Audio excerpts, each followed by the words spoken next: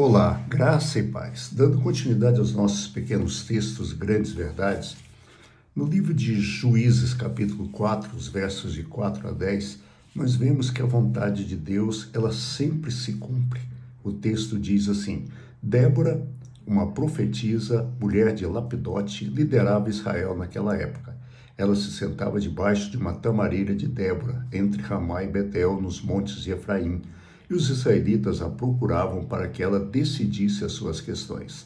Débora mandou chamar a Baraque, filho de Abinoão, de Quedes e Naftali, e lhe disse: O Senhor, o Deus de Israel, lhe ordenou que reúna 10.000 homens de Naftali e Zebulon e vá ao monte Tabor. Ele fará com que Cícera, o comandante do exército de Jabim, vá atacá-lo com seus carros de guerra e tropas junto ao rio Quizon, e os entregará em suas mãos. Baraque disse a ela: Se você for comigo, irei, mas se você não for, não irei. Respondeu Débora: Está bem, irei com você, mas saiba que, por causa do seu modo de agir, a honra não será sua, porque o Senhor entregará Císera nas mãos de uma mulher. Então Débora foi a Quedes com Baraque, onde ele convocou Zebulon e Naftali, 10.000 homens que seguiram, e Débora também foi com ele. Ora, assim que, logo após a morte de Josué, a nação de Israel, ela perdeu o rumo.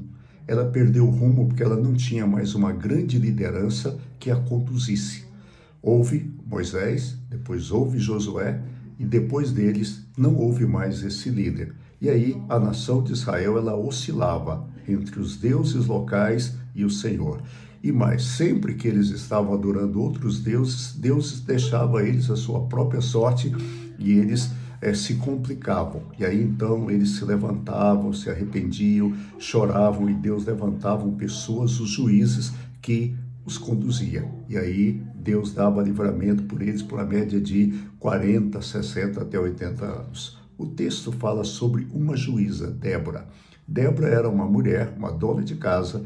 Ela era casada, mulher de Lapidote, e era uma profetisa. Débora, ela julgava porque o Senhor tinha dado a ela essa função. E aí ela manda chamar um homem chamado Baraque e diz para ele que Deus livrará a nação de Israel através da mão dele, através da mão de Baraque. Baraque diz a ela o seguinte: eu vou, desde que você vá comigo. Se você não for comigo, eu não irei. Essa palavra de Baraque, ela mostra algumas coisas. Primeiro, é que a confiança de Baraque não era em Deus, mas na profetisa de Deus. Quantas vezes as pessoas confiam muito mais no servo de Deus do que em Deus? Quantas pessoas elas confiam no homem ou na mulher de oração e esquecem do Deus que responde a oração? Oração, ela só tem eficácia se Deus responder. A oração não depende daquele que intercede. E, infelizmente, Baraque não entendeu isso, não entendia isso. E mais, outra coisa que a gente vê é que Baraque, ele troca a presença de Deus pela presença de outra pessoa. Ele fala para Débora: eu só vou se você for. Se você não for, eu não vou. E aí, então, a gente sabe o que acontece. Débora diz para ele, muito claramente no verso de número 9, está bem, irei com você, mas saiba que, por causa do seu modo de agir, a honra não será sua, porque o Senhor entregará Císera nas mãos de uma mulher. Ele deve ter pensado: bem, uma mulher deve ser ela. Pronto, não tem problema não. Ela é juíza, ela é profetisa, só que não foi a Débora quem matou o general de Císera. Quem matou foi uma mulher chamada Jael. E aí, o que aconteceu? Na hora que a guerra esquenta, esse homem com sede, esse general, ele entra, Císera, ele está fugindo, ele entra na barraca de Jael, mulher de Heber, e aí, o que diz os versos 21 e 22?